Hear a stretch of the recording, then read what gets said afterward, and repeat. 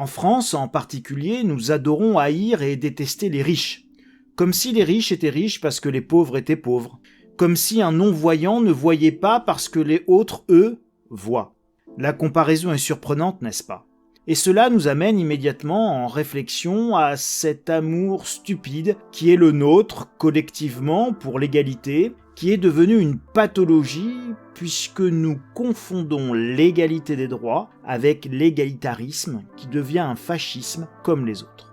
Arrêtons-nous sur ce qu'implique un monde d'égalité totale.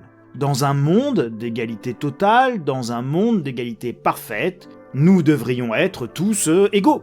Tous égaux, cela voudrait dire que nous devrions tous avoir la même chose, ni plus ni moins.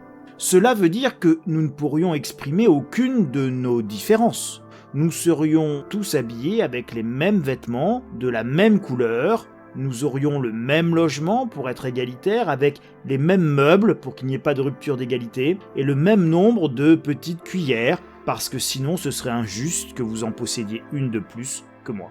Nous parlerions forcément la même langue, nous prendrions les mêmes médicaments. Ceux qui seraient plus grands que moi se verraient couper une partie des jambes parce qu'il n'y a pas de raison que vous n'ayez pas la même taille et si vous ne pouvez pas me faire grandir, alors je dois vous raccourcir. Ceux qui seraient voyants seraient obligés de se crever les yeux pour se rendre égaux avec les non-voyants. D'ailleurs, nous avons même des expériences qui consistent à tenter de faire vivre les handicaps des autres. Si je ne peux pas réparer le handicap, alors je dois mettre tout le monde à égalité et donc à tout le monde créer le même handicap. Ce que je veux vous montrer par ces exemples totalement outranciers, poussés à l'extrême du raisonnement, c'est que lorsque l'on pousse l'égalité vers l'égalitarisme, nous créons une société étouffante et totalitaire qui est à l'inverse de ce que nous voulons encenser actuellement, à savoir la diversité et la liberté pour chaque individu de se définir comme il le souhaite.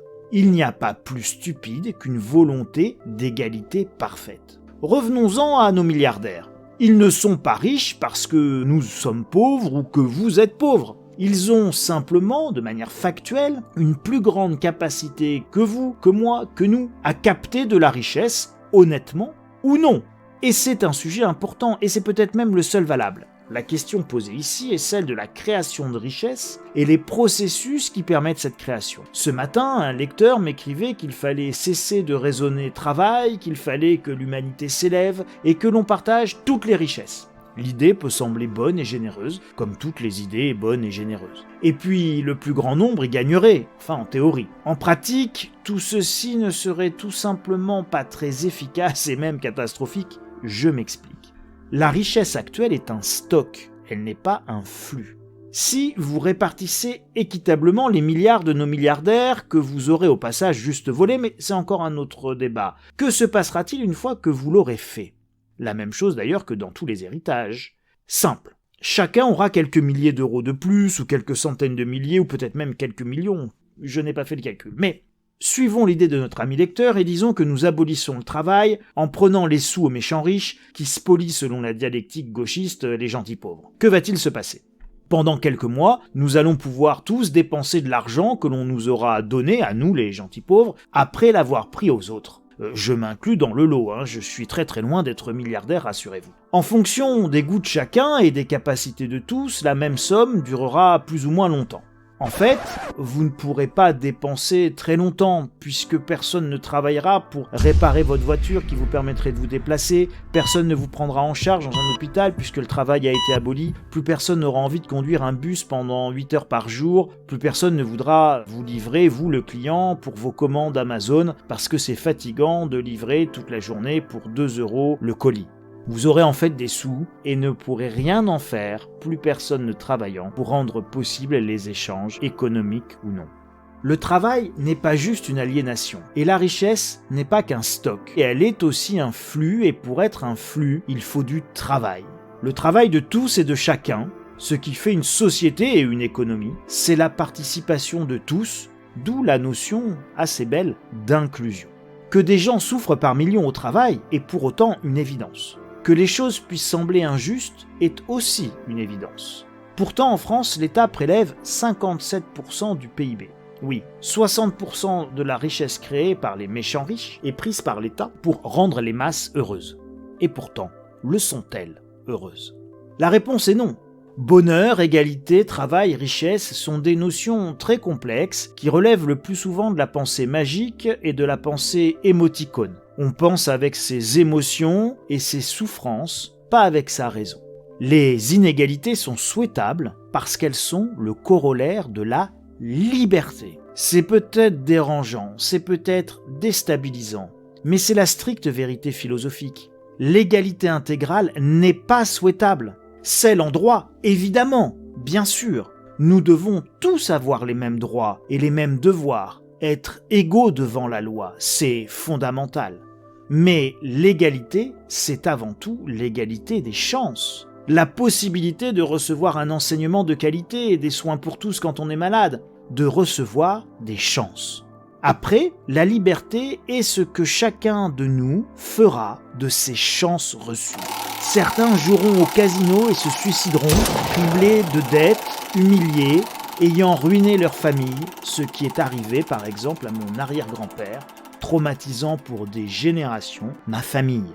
D'autres iront étudier à la fac pour devenir de brillants chercheurs, pas forcément riches d'argent, mais de découvertes et d'avancées scientifiques, d'épanouissement intellectuel.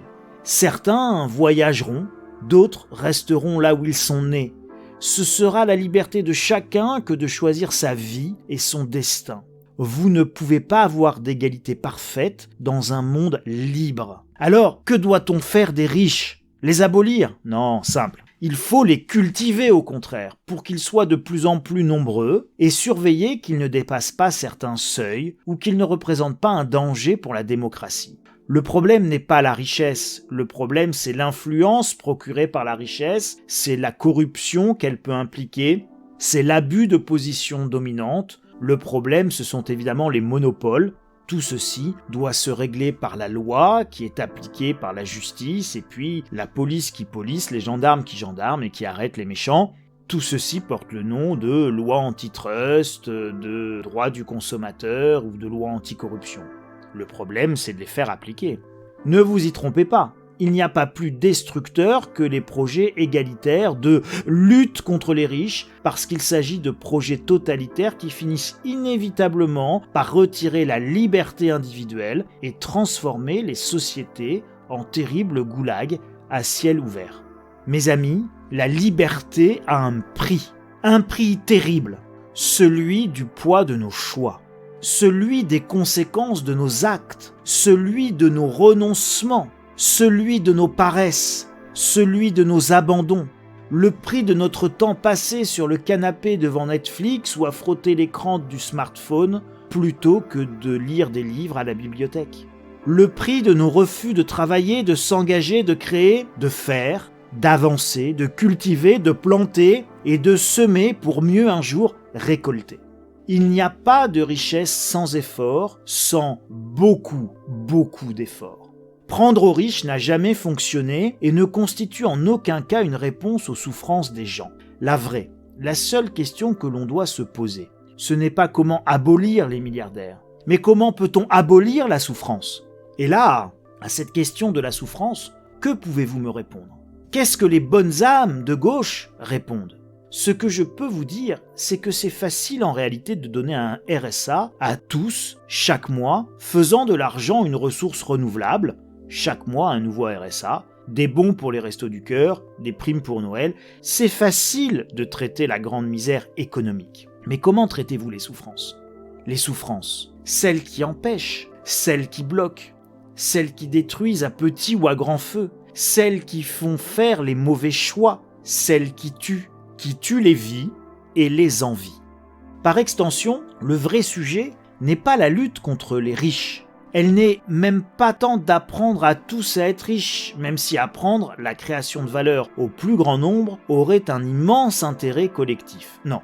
La vraie question, c'est comment lutte-t-on contre les souffrances pour permettre à tous d'être heureux.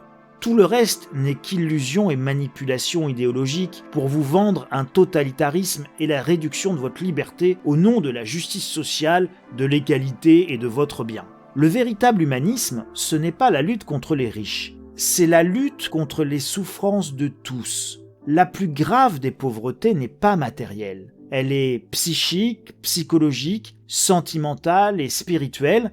Il est déjà trop tard, les amis, mais tout n'est pas perdu, alors préparez-vous en travaillant beaucoup, en étant passionné, en réfléchissant et en ayant l'envie de créer.